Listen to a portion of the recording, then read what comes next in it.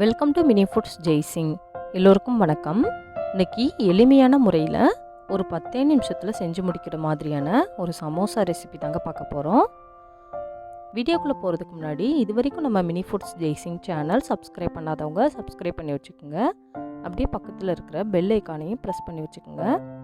அதுக்கும் மேலே இருக்கிற ஆளுங்கிற பெல் ஐக்கானையும் ப்ரெஸ் பண்ணி வச்சுக்கோங்க. அப்போ தான் நான் போடுற எல்லா வீடியோஸோட நோட்டிஃபிகேஷனும் உங்களுக்கு வந்து சேரும். இப்போது ஒரு பெரிய பாத்திரம் எடுத்துக்கலாம். அதில் 1 கப் அளவுக்கு கோதுமை மாவு சேர்த்துக்கிடுவோம். அதில் கொஞ்சமாக தேவையான அளவு உப்பு சேர்த்துக்கலாங்க. இப்போ இதில் ஒரு 3 ஸ்பூன் அளவுக்கு எண்ணெய் சேர்த்துக்கலாம். சேர்த்து இதை நல்லா அந்த எண்ணெயிலே வச்சு கையெல்லாம் நல்லா பிசைஞ்சு விட்டுக்கோங்க. நல்லா பிசைஞ்சு விட்டுட்டு இதில் தேவைக்கேற்ப கொஞ்சமாக தண்ணி ஊற்றிக்கிடலாம். இதே போல் கொஞ்சம் கொஞ்சமாக தண்ணி சேர்த்து இதை நல்லா சப்பாத்தி மாவு பதத்துக்கு பிசைஞ்சு வச்சுக்கிறணும். தண்ணி கொஞ்சம் கொஞ்சமாக சேர்த்து பிசைஞ்சுக்கிறணும். பாருங்கள், நல்லா சப்பாத்தி மாவு பதம் வந்துடுச்சு. இப்போ இது மேலே லைட்டாக கொஞ்சமாக எண்ணெய் தடவி விட்டுட்டு இதை ஒரு மூடி போட்டு ஒரு 10 நிமிஷத்துக்கு அப்படியே வச்சிடலாங்க.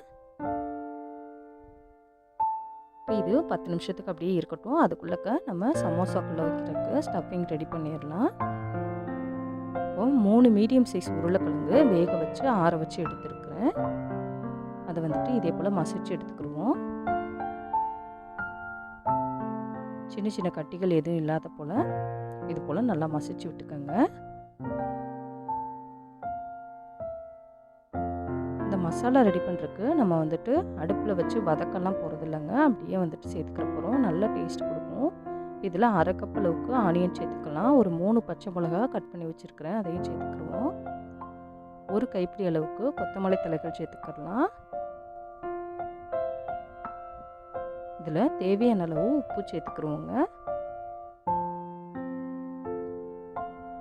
1/2 ஸ்பூன் அளவுக்கு மிளகாய்த்தூள் சேர்த்துக்கிடுவோம். பச்சை மிளகாய் ஆட் பண்ணியிருக்கனால மிளகாய்த்தூள் பார்த்து சேர்த்துக்கோங்க. கொஞ்சமாக மஞ்சள் தூள் சேர்த்துக்கலாம். 1/4 ஸ்பூன் அளவுக்கு ஜீரகத்தூள் சேர்த்துக்கோங்க. நீங்கள் ஜீரகத்தூளுக்கு பதிலாக கரம் மசாலா கூட கொஞ்சமாக ஆட் பண்ணிக்கலாம். அதுவும் நல்லா ஃப்ளேவர் கொடுக்கும். இது எல்லாத்தையுமே நல்லா கலந்து விட்டுக்கலாம். இதை நம்ம வேக வச்சு இல்லை வதக்கி எடுக்க போகிறது கிடையாது, அப்படியே தான் சேர்க்க போகிறோம். நல்லா எல்லா பக்கமும் இந்த உப்பு மிளகாய் பொடியெலாம் பண்ணுற மாதிரி நல்லா கலந்து எடுத்துக்கோங்க. இப்போ நம்ம பிசைஞ்சு வச்சுருக்கிற கோதுமை மாவு 10 நிமிஷம் ஆயிடுச்சு.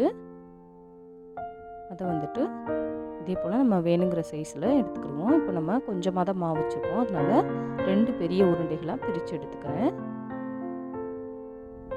இது நல்லா அழுத்தம் கொடுத்து இதே போல் உருட்டி எடுத்துட்டு சப்பாத்தி கட்டையில் கொஞ்சமாக கோதுமை மாவு ஸ்ப்ரெட் பண்ணி விட்டுக்குருவோம்.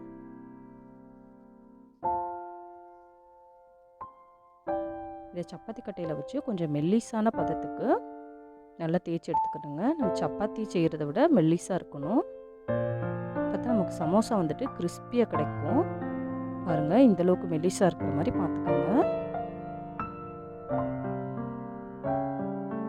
இது போல் ஓரங்களை நம்ம கட் பண்ணி விட்டுக்கலாம்.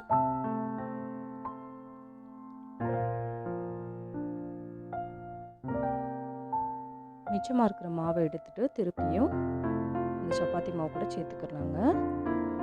இதே போல் ஒரு செவ்வகமான சைஸுக்கு நம்ம கட் பண்ணி எடுத்துக்கிடுவோம். எந்த அளவுக்கு மெல்லிசாக இருக்குதுன்னு பாருங்கள். இதே போல் எடுத்துக்கோங்க.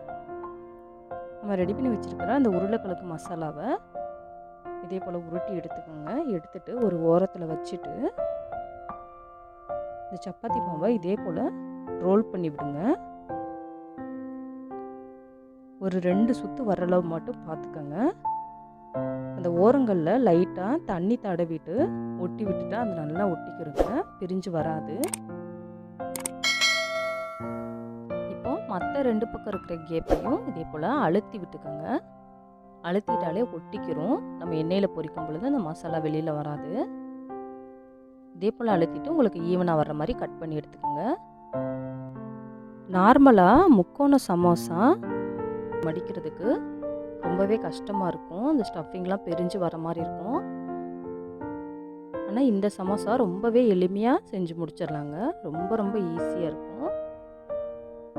பாருங்கள், எண்ணெய் சூடானதுக்கப்புறம் அதை போட்டுட்டு ஒரு 2 நிமிஷம் ஒரு பக்கம் வேக விட்டுட்டு மறுபக்கமும் வேகிற மாதிரி திருப்பி கொடுத்துக்கோங்க. நம்ம அந்த சமோசா சீட் வந்துட்டு ரொம்ப மெல்லிசான அளவில் மடிச்சிருக்கனால இந்த உருளைக்கிழங்கெல்லாம் சீக்கிரமாகவே, அந்த உருளைக்கிழங்கு ஆனியன்லாம் சீக்கிரமாகவே வெந்துடும்.